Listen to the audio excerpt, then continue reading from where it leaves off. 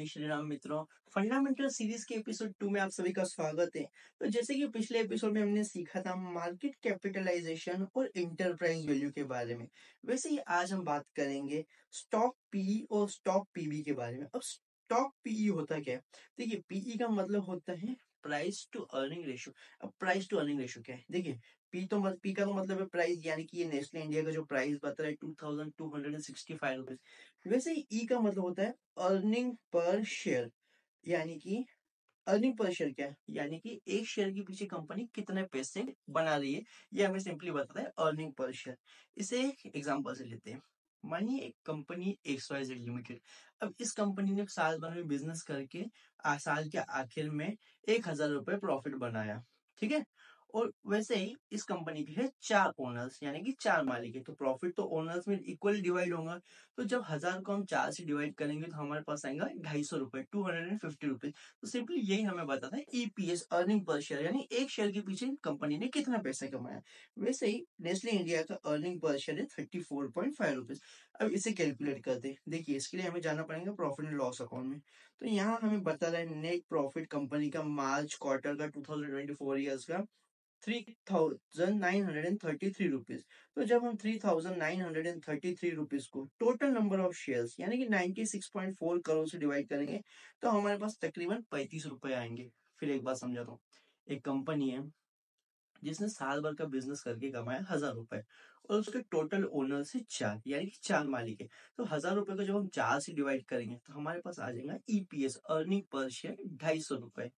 फिर एक बार, net profit divided by total number of shares is equals to earning per share. Net profit divided by total number of shares is equals to earning per share. Net profit 1,000 रुपए, total number of shares 4 है, earning per share हुआ 250 रुपए। इतना simple earning per share calculate करना। अब P ratio हमें क्या बताता है? देखिए, पी हमें रेशियो हमें सिंपली बताता है कि हम उस कंपनी के कितने परसेंट ज्यादा पैसे देके वो कंपनी बाय कर रहे हैं।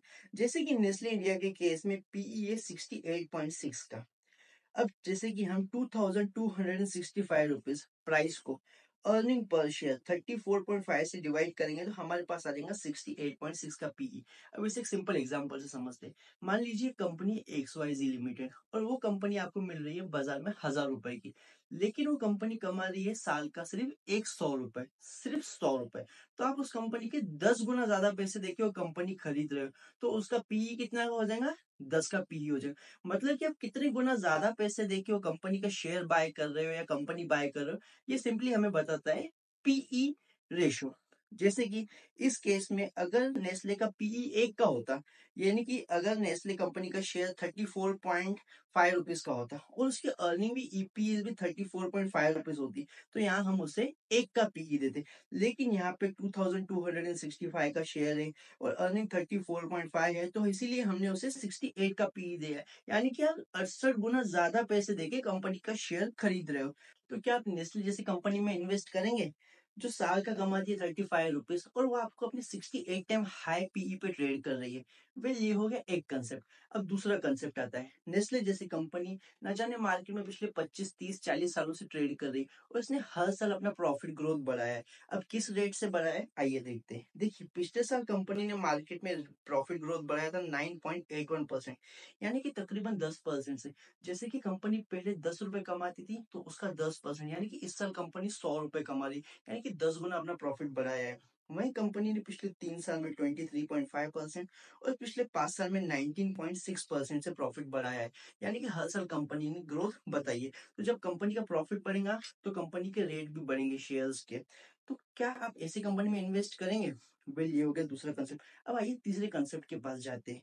देखिए, शेयर मार्केट में कंपनी इंडस्ट्री वाइज डिस्ट्रीब्यूट की गई है। एक है आईटी सेक्टर, एक है मोटर सेक्टर, एक है टेलीकॉम सेक्टर।